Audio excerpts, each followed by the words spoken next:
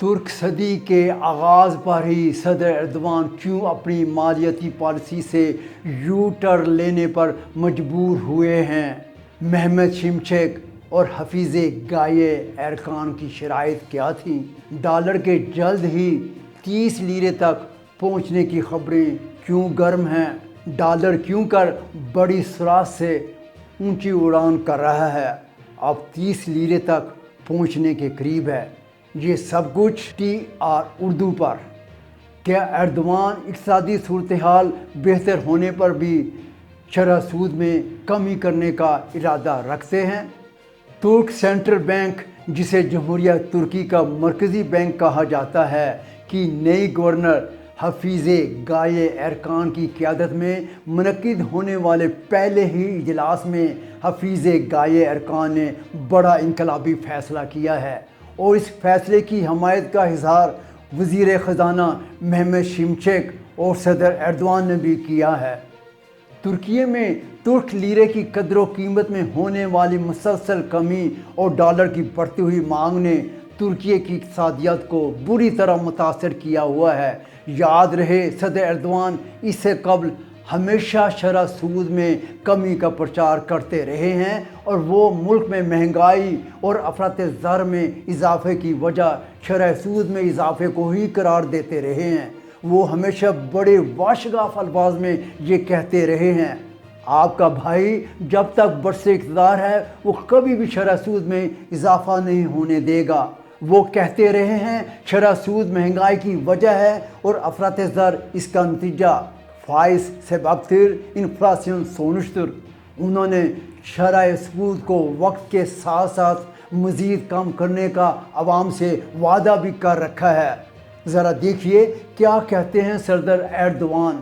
جب تک آپ کا بھائی برسر اقتدار ہے، شرح سود بلند نہیں ہو سکتی، شرح سود ہمیشہ کم ہی ہوتا رہے گا۔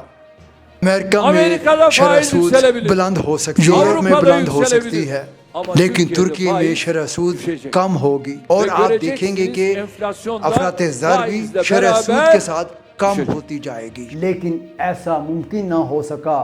انہوں نے ڈالر پر اپنی گرفت قائم رکھنے کے لیے کئی ایک حربے استعمال بھی کیے ہیں، جس میں کرنسی پروٹیکشن سسٹم پیش رہا ہے، لیکن وہ کسی بھی طریقے سے غیر ملکی کرنسیوں کی بڑھتی ہوئی قدر و قیمت پر کنٹرول رکھنے میں کامیاب نہیں ہو سکے ہیں۔ تمام ماہرین اقتصادیات صدر ایردوان کی سوچ کو غلط اور بین الاقوامی اقتصادی اصولوں کے منافی قرار دیتے رہے ہیں۔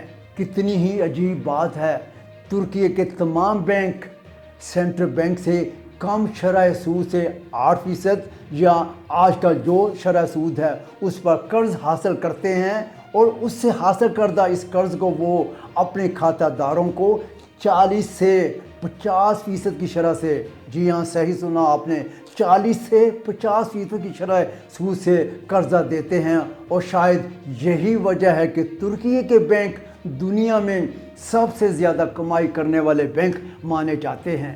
اور مزے کی بات یہ ہے کہ بینک ایک سال میں اتنا زیادہ منافع کماتے ہیں کہ وہ اپنے کھاتہ داروں کو خوش کرنے کے لیے کھاتہ داروں کو پروموشن کے نام سے 2-3 تنخواہوں کے برابر تحفے کے طور پر بھی دے دیتے ہیں، جبکہ وہ اس رقم کو بینک کے اخراجات میں شو کرتے ہوئے حکومت کو کم سے کم ٹیکس ادا کرنے کا طریقہ کار بھی استعمال کرتے ہیں۔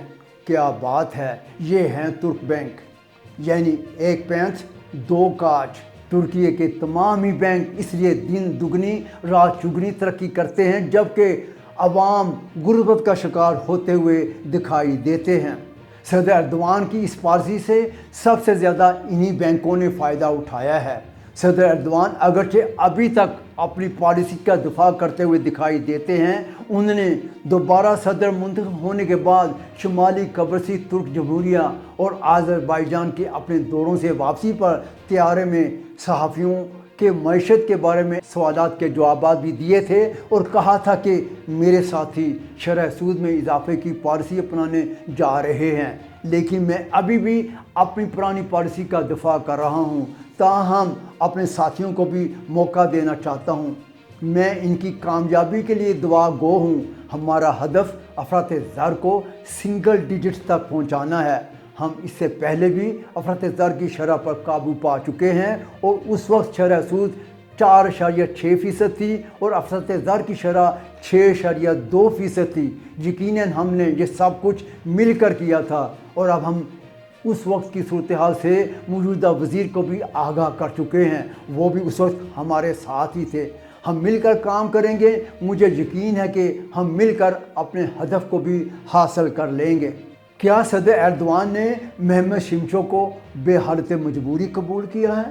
اقتصادی ماہرین کے مطابق صدر ایردوان نے اگرچہ محمد شمشک اور حفیظ گائے ارکان کی پالیسی پر اتفاق کا اظہار کیا ہے، لیکن مستقبل میں حالات کیسے ہوتے ہیں یہ آگے چل کر آپ کو بتاؤں گا۔ تاہم یہ بھی ایک حقیقت ہے کہ محمد شمشک نے اپنی مالیاتی پالیسی پر عمل درآمد کرنے ہی کی صورت میں نئی کابینہ میں شمولیت کی حامی بھری تھی۔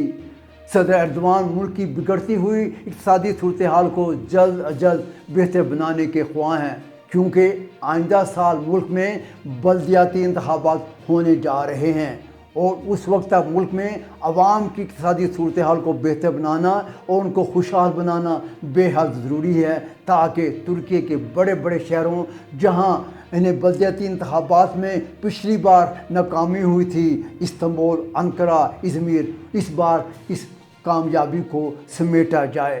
صدر ایردوان آئندہ 4 سال تمام شہروں میں اپنی گرفت قائم رکھتے ہوئے شرح سود سے متعلق جس پالیسی کو ترک کر چکے ہیں، اس کو ہو سکتا آئندہ دوام بخشیں۔